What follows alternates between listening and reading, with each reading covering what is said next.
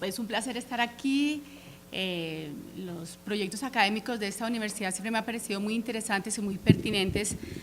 con la realidad social y política del país, lo cual habla del compromiso de la universidad con la realidad más allá del discurso netamente académico. Mi tema, que de diferentes aspectos siempre ha sido, es la infancia y la adolescencia, en este caso en relación con el proceso de justicia transicional en Colombia. Para ello voy a hacer básicamente una introducción de la situación de la infancia en general, un recorrido por el corpus juris que garantiza su protección. Luego pasaré a unas normas de justicia transicional nacional y vamos a ver cómo quedó allí la infancia y la adolescencia. Y por último mostraré la situación de esta infancia en relación con las normas en mención. Básicamente voy a hablar de dos escenarios de justicia, que es el escenario administrativo y el escenario judicial. Y me centraré también en dos infracciones concretas, aun cuando desafortunadamente la infancia puede chulear todas las infracciones del VIH. Me referiré entonces al desplazamiento forzado interno y al reclutamiento o utilización de los niños en los conflictos armados, en el conflicto armado interno igualmente. Perfecto. Entonces, la situación, para introducir el tema es necesario decir lo que es obligación cuando quizás el tema no es muy conocido, que la percepción que se tenga de una población, en este caso niños y niñas, 38% de colombianos lo son, depende de la percepción, el manejo de sus derechos, la garantía de sus derechos, depende de la percepción que de esta infancia se tenga. Hasta hace un cuarto de hora, quizás menos minutos o segundos en la historia de la humanidad, a nivel nacional hemos cambiado la legislación y ha hecho el giro que a nivel internacional es exigible desde el 89, del paradigma de la situación irregular a la protección integral, que simplemente puedo decir los títulos, los nombres de cada uno de estos paradigmas ya ilustran de qué se trata. El hecho es que simplemente el primero de ellos, el de la situación irregular, es un modelo que responde a una cultura básicamente patriarcal que ha caracterizado no solamente a Occidente, sino a la humanidad entera, prácticamente los últimos 5.000 años. Entonces, un cambio legislativo de tan corta data en los imaginarios, en la cultura, en la creación de dinámicas sociales, obviamente todavía no se encuentra reflejado, y el escenario de la justicia transicional en Colombia es un buen ejemplo. Podemos empezar diciendo, para introducir los dos mecanismos a los cuales me referiré a lo largo de la exposición, lo que quizás aquí ya han escuchado de varios intervinientes, y es que la justicia transicional básicamente es un conjunto de mecanismos, entre judiciales y extrajudiciales,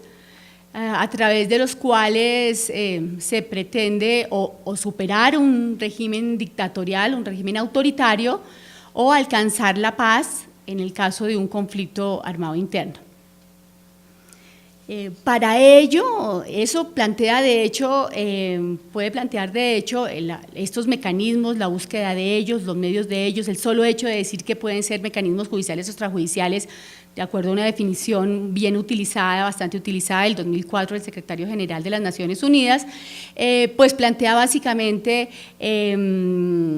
dos caminos, y allí se trenza el dilema central de la justicia transicional, ¿no? La famosa justicia y paz, los dos valores, los dos principios que generan la tensión central en este escenario.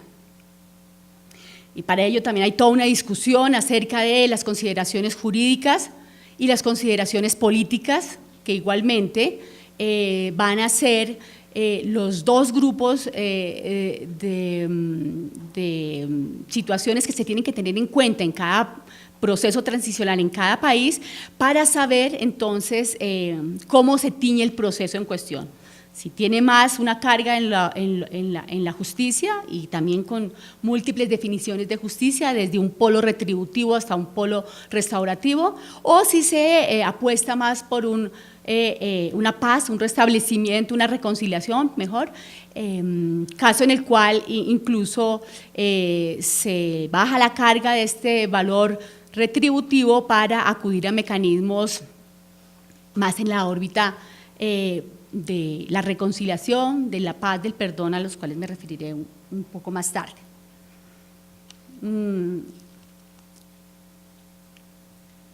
Los dos grandes principios entonces para articular la situación de la infancia frente a este escenario muy general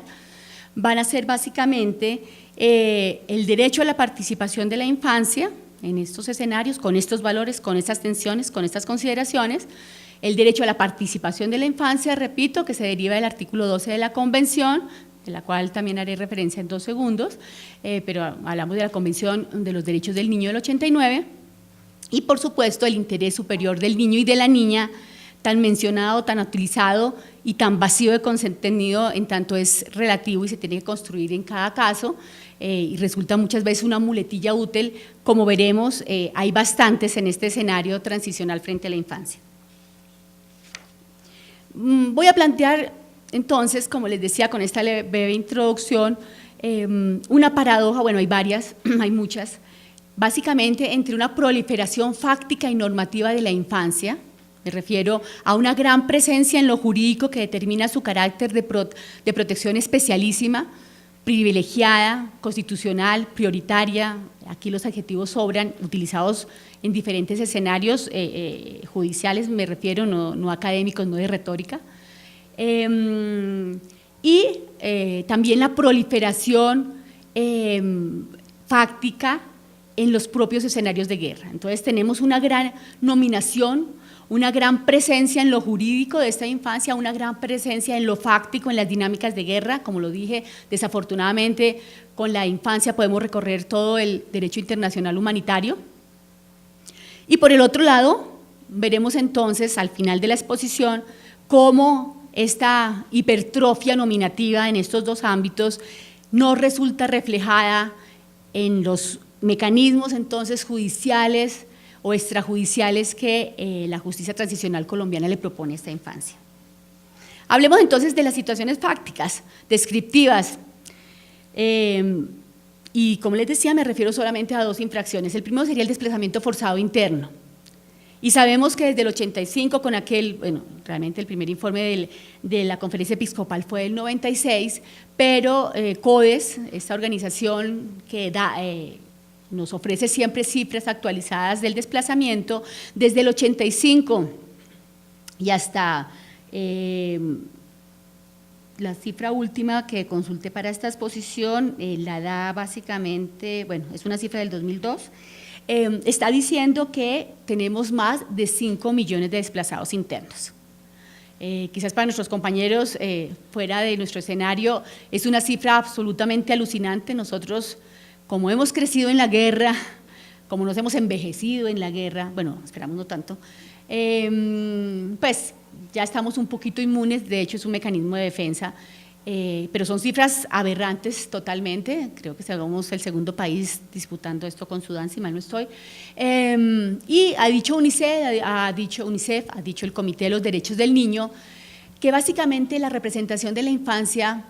en estos desplazamientos puede ser alrededor del 50%, 48% al 55%, depende de la cifra de todo, pero hablemos de un 50%. Estamos diciendo que ha habido en este conflicto, en su último cuarto de hora, estamos hablando del 85, más de 2.500.000 niños desplazados. O sea,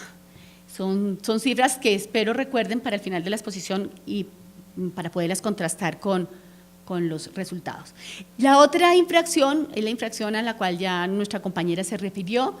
es una infracción vedette en el sentido que ha sido la infracción por la cual la Corte Penal Internacional estrenó,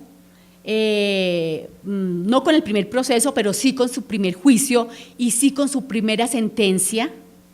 la Corte Penal Internacional, en el caso de Thomas Lubanga Dilo, de la República Democrática del Congo, cuya sentencia es de marzo del 2012.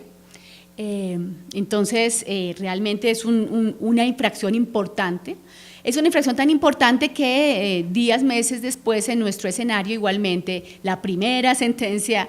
en el ámbito de la justicia y la paz también fue por la misma infracción, dedicada exclusivamente a ella, contra el alemán por reclutamiento forzado interno. Entonces, es una infracción, digamos, importante. Es una infracción que que ha sido, como les digo,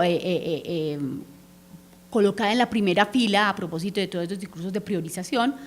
que hay que tener en cuenta. Entonces, esta es la otra infracción. Los datos en concreto son difíciles de seguir. De hecho, el informe de los derechos humanos de la Oficina del Alto Comisionado hasta el 2003 nos ofreció cifras al respecto. Y esas cifras, palabras más, palabras menos, y en esto más bien acudo a Human Rights Watch, que desde hace ya casi 10 años nos está diciendo que una cuarta parte de los combatientes en el conflicto armado en Colombia es un niño o una niña. Ya básicamente esto nos dice bastante, hacer simplemente una relación con grupos armados ilegales y sacar más o menos la cuenta. Podemos estar diciendo con el último informe de Natalia Springer que estamos hablando de 18.000 niños en el conflicto. Incluso ella dice que hay 100.000 más en trabajos de sectores colaterales con estos grupos. Bien es sabido que su función como raspachines, etcétera, etcétera, trabajos en milicias urbanas, etcétera, a eso se refiere. Estamos hablando entonces de 120.000 niños. Perfecto, con base en eso, y me voy a saltar entonces unos temas de protección que nos podrían agotar el tema. Digamos simplemente que la protección en relación con la infancia es una protección que en el marco del nuevo paradigma debe ser integral. Debe ser integral en el sentido de que la ciudadanía de los niños y las niñas son ciudadanos, ciudadanas, siempre lo reducimos a una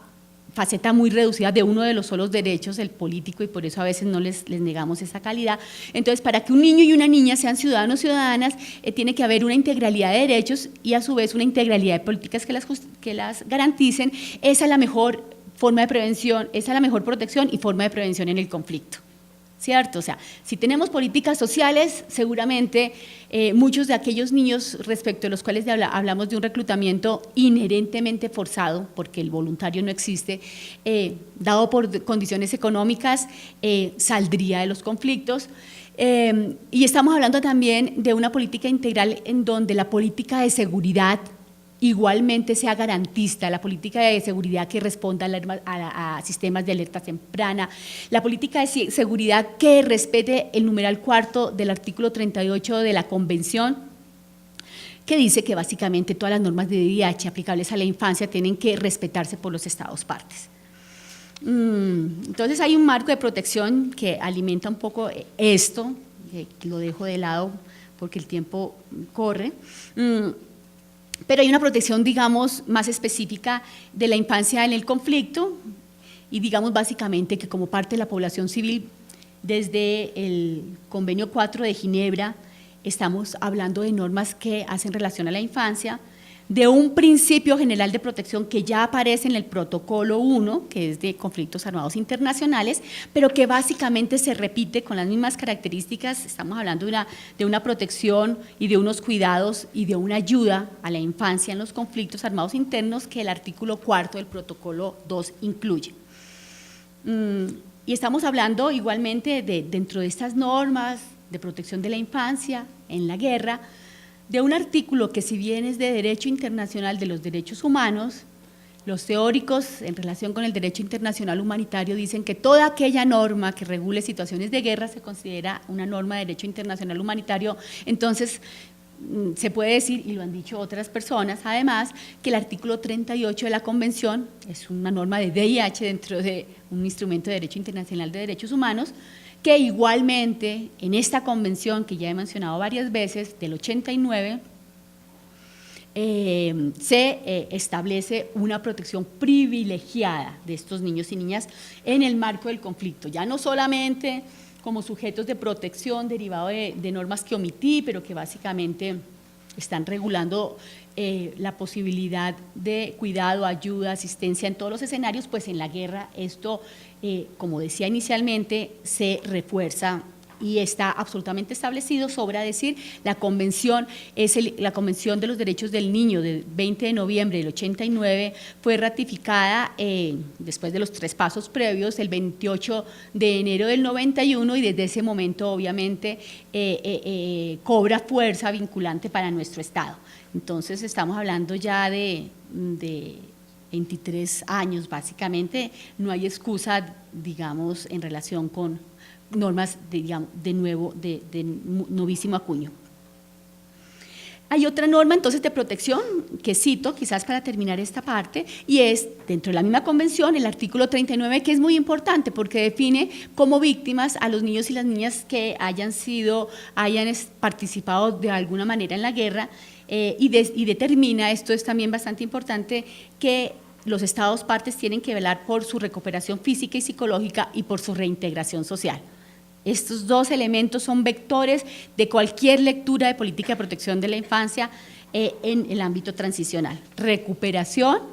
y reintegración. Entonces, no voy a recorrer las normas transicionales en general de Colombia, porque prefiero adjetivarlas concretamente a la protección, a la presencia de la infancia en ellas, y entonces tenemos básicamente que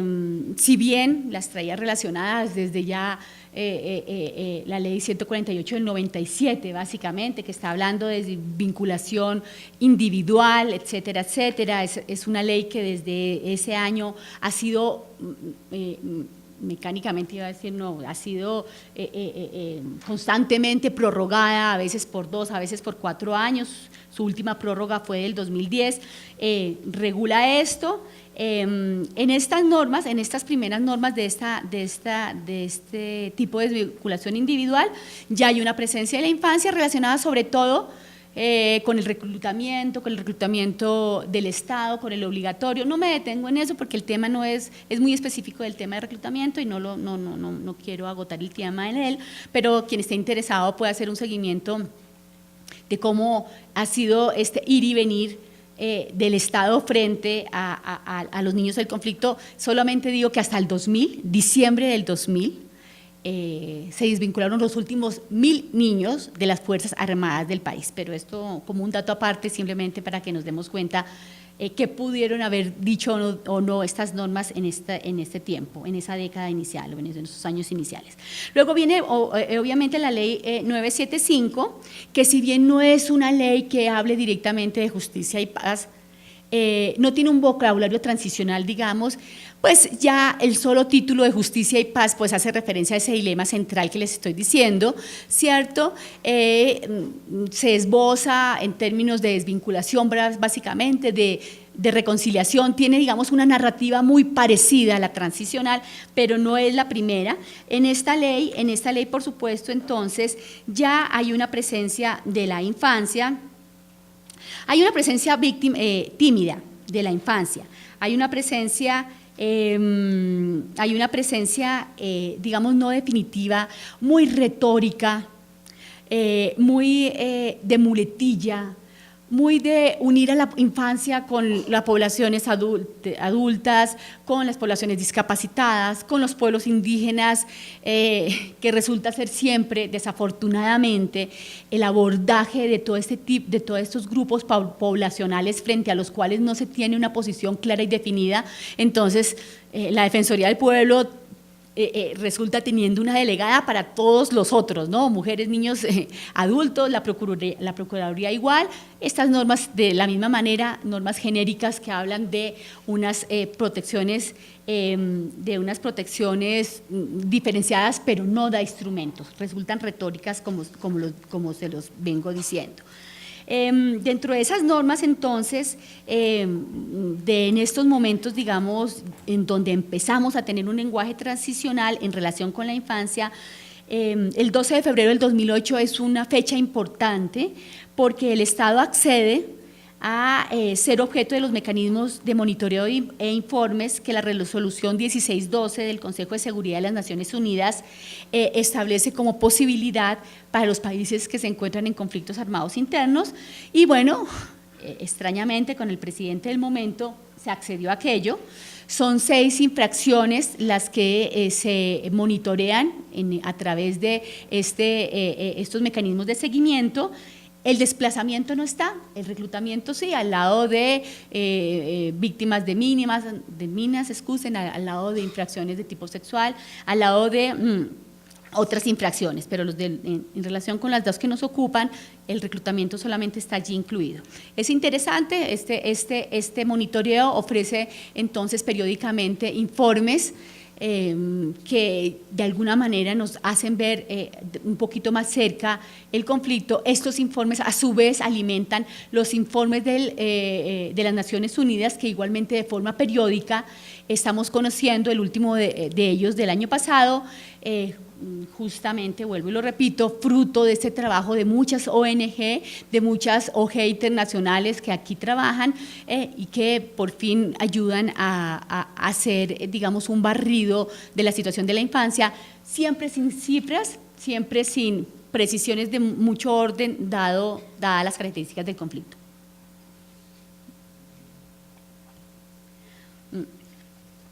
Hay 10 minutos, no me refiero, perfecto.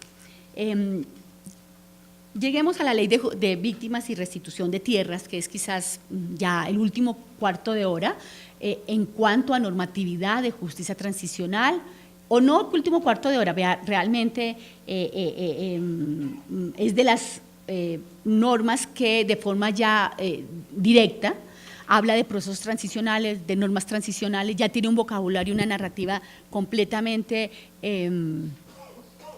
transicional en este, ¿sí se está oyendo? Sí, porque no se escucha. Tiene, digamos, una retórica netamente transicional, de eso se ocupa. Allí la infancia entonces también está presente básicamente con algo que yo pues he criticado bastante, y es con la forma como quedó incluida la infancia en ella. La infancia entonces va a ser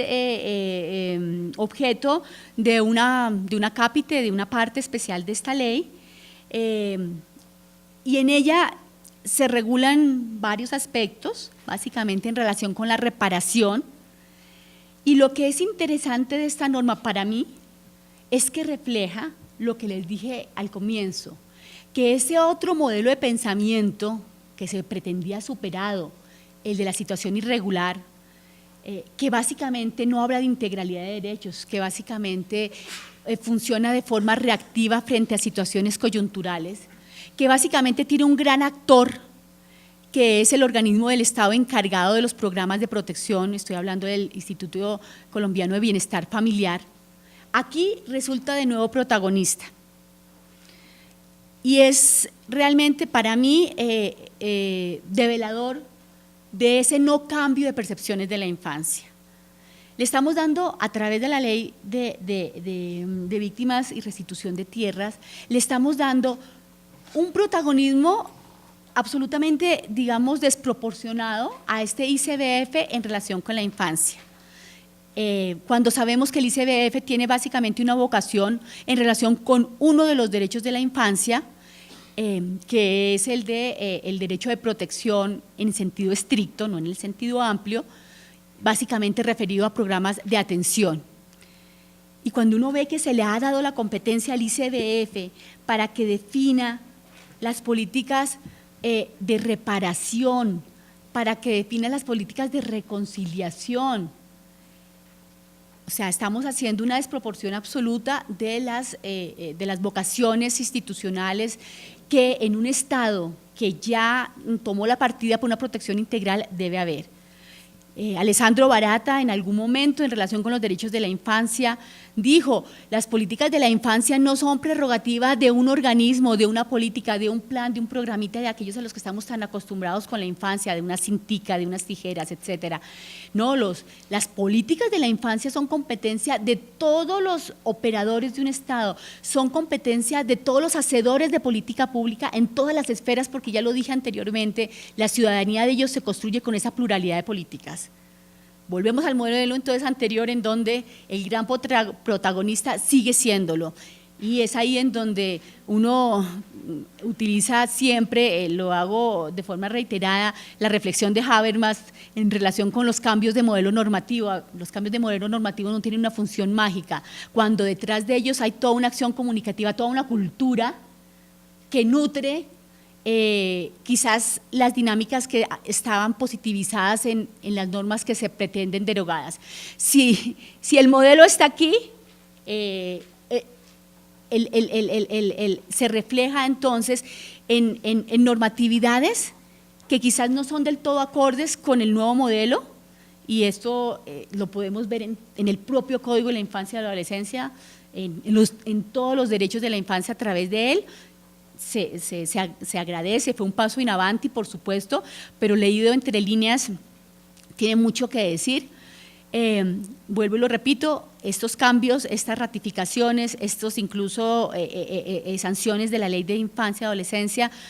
por un lado, entonces, seguramente esos marcos normativos no son del todo completos, siempre hay esa carga de 5.000 años de historia, en donde los niños eran objeto y no sujetos,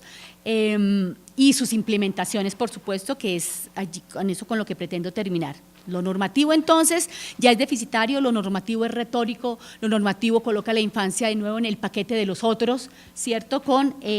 frases recurrentes a las cuales en 2 minutos me referiré.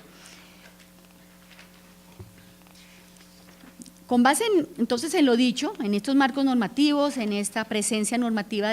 o no presencia normativa de la infancia, en estos desarrollos transicionales, quiero hablar entonces por último de qué sucede con esta infancia víctima de reclutamiento, víctima de desplazamiento,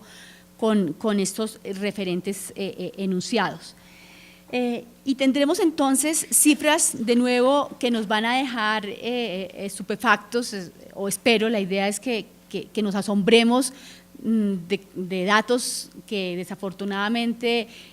por ser constantes, por verlos en la calle, nos han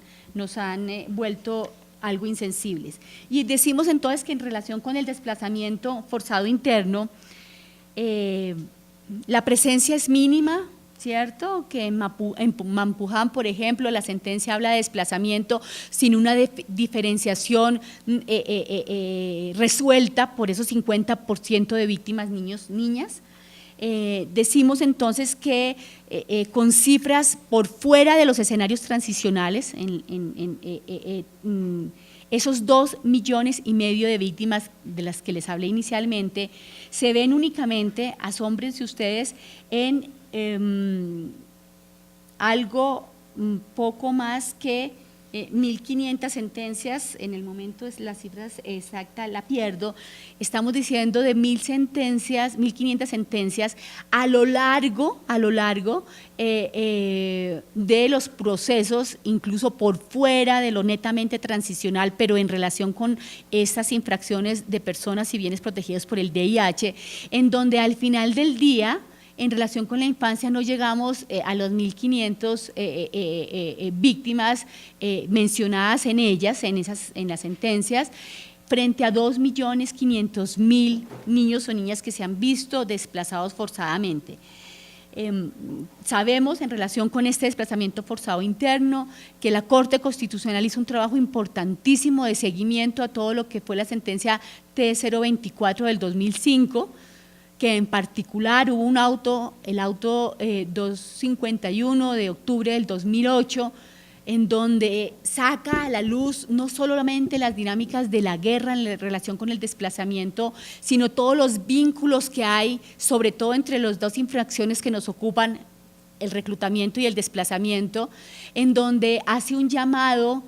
a la no impunidad, a la no insensibilidad, a la capacidad de los operadores judiciales para darse cuenta de la magnitud del desastre y que eso se refleje entonces en cifras en el ámbito judicial e igualmente en el ámbito judicial y en relación con el reclutamiento. Podemos decir entonces que, como lo dije hace un momento, básicamente ha habido 2 sentencias en relación con esta infracción en Justicia y Paz, la de El Alemán, por 304 casos de reclutamiento, acordémonos de los 118.000 víctimas, en relación con las cuales 3.000 en los últimos 10 años, según informe de la Fiscalía muy reciente, los causantes han sido las FARC. Hablamos entonces de un par de sentencias nomás en Justicia y Paz que refleja en un caso 304 casos y en el otro 74. Escúchame. Sí, pero en este momento aquí uno es el del alemán. Ahora mismo es que lo perdí en el momento, pero bueno. Quien esté interesado le puedo dar los datos. Esto en relación con el escenario de mecanismos judiciales, solamente en relación con las 2 infracciones. Y hablemos entonces de los otros escenarios igualmente de justicia a través de los mecanismos administrativos, porque igual pueden ser entendidos en una definición amplia de justicia. Y vamos entonces a darnos cuenta de algo muy importante y de nuevo estamos frente al ICBF, de nuevo estamos frente a los programas de protección y tenemos datos que igualmente son, digamos, significativos, para no poner otro adjetivo. En relación con el desplazamiento,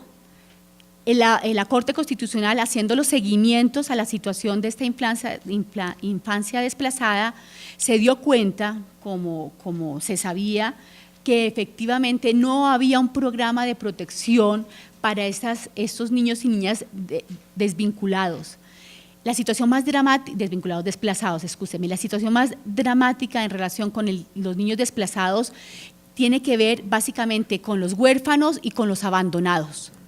El ICBF fue llamado a la Corte Constitucional a decir el por qué no de un programa administrativo de protección y la directora de turno en ese momento dijo que aquello no era importante, que bastaba un programa de protección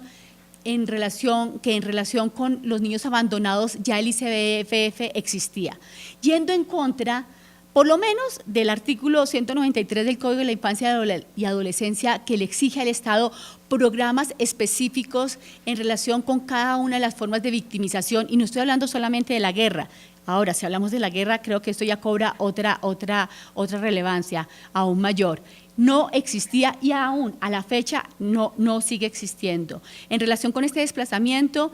en relación con esas víctimas de desplazamiento, se ha hecho todo un trabajo de seguimiento al lado de la Corte por parte de personas que trabajamos en el escenario con mesas de seguimiento. Peleamos porque la presencia de estos niños, la participación fuera clara y fuera definitiva. Esa presencia no se ha dado en relación con las víctimas de desplazamiento de la Ley de Víctimas y de Restitución de Tierras. Tenemos entonces varios datos: ausencia judicial, ausencia administrativa y ausencia física de la infancia en los escenarios de definición de sus propias políticas. Y en relación con los programas administrativos como forma de acceso a la justicia, como forma de justicia frente a los niños reclutados, niños y niñas reclutados, tenemos lo que de alguna manera ha sido un caballo de batalla siempre, y es el famoso programa para niños y niñas desvinculados de los grupos armados del ICBF,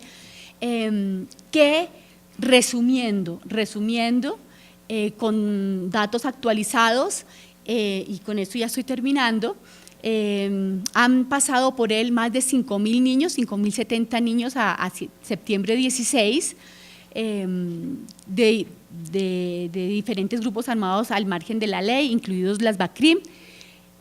y podemos resumir la efectividad de este programa con los resultados de una investigación que frente a este programa, años atrás pude comprobar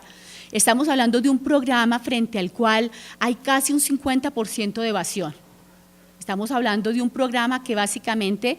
se da en clave de institucionalización,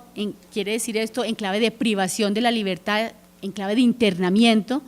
frente al cual digo entonces hay un casi 50, 45, 50% de evasión, hay solamente un 27, con las cifras de aquella investigación que cito, casos en donde se ha podido ubicar a la familia, que es la gran meta de este programa de protección para estas víctimas, y el restante 25%, redondeando cifras, son niños frente a los cuales este internamiento en este programa de protección que empíricamente uno puede constatar se da en clave de privación de la libertad, resultan entonces internalizados, resultan institucionalizados por 5, 6, 7 años, si no se evaden y no han encontrado, como obviamente no lo han hecho, no están en el porcentaje de niños que han ubicado, frente a los cuales se ha ubicado la familia. Estamos hablando entonces de un programa que puede ser criticado con base en lo que los doctrinantes internacionales frente a este tipo de poblaciones y de programas han dicho. El encierro, la privación de la libertad, la institucionalización no es la clave para esa meta,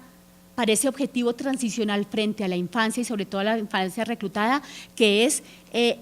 la reintegración social, como lo mencioné hace un rato en relación con ese artículo 39 de la protección de la Convención. Termino entonces diciendo, y me refiero entonces a ese lenguaje, a esa narrativa, a esa retórica, a ese juego de muletillas, y hago un paréntesis a nivel sociológico, se dice que en el escenario de la infancia existe lo que se llama fraude de etiquetas, y lo constatamos de alguna manera. Vuelvo entonces a estas expresiones que trae la legislación y que desafortunadamente cuando uno constata que ni en lo judicial ni en lo administrativo los mecanismos de acceso a la justicia son efectivos frente a la infancia,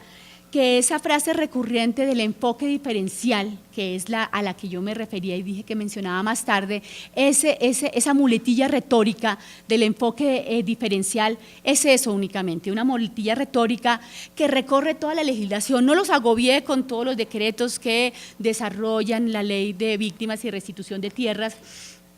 pero es una muletilla que es increíble cómo uno constata copy-paste en cada una de las normas de los decretos que regulan en diferentes escenarios esto y que al final del día no se concretan en las políticas concretas tradicionales frente a esta infancia victimizada por la guerra. Bueno, eso sería todo. Muchas gracias.